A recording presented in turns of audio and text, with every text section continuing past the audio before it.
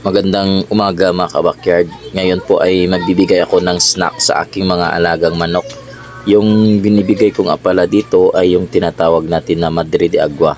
Meron po kasi ako ditong tanim na Madre de Agua at sobrang kapal na. Kaya binibigay ko ditong snack para sa aking mga alagang manok.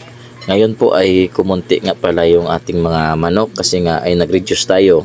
Ayan, nilalagyan ko yung sisiw ko na Shamo para sa ganun ay kaunti lang muna yung alagaan natin, yung kaya nating alagaan.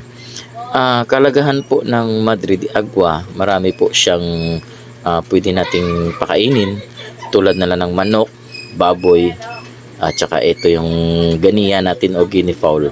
Mayaman po ito sa protina para po kailangan ng ating mga alagang manok sa kanilang paglaki at mabilis po silang lumaki. Kaya snack na rin po sa kanila, no.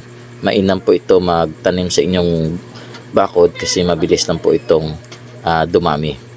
So ayan mga kabakyard, maraming salamat po.